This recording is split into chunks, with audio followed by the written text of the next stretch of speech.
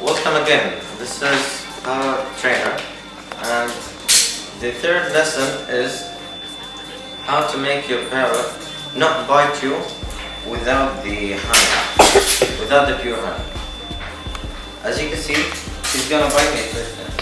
He's gonna bite. So he's gonna bite again and again and again. But to make him, let's go to him. If he wants to bite, say this word. No. Fiona. No.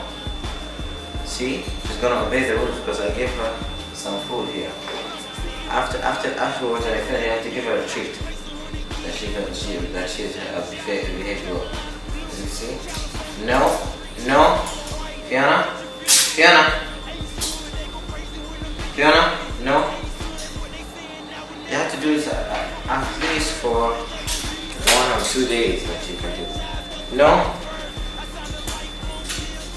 As you can see now. No. No. No. Fiona. Fiona. By the way, my parrot name is Fiona, and I really love her. She's here for 6 years. He is 6 years old.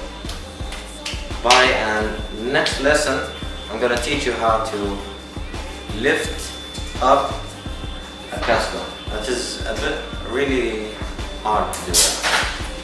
Alright, bye.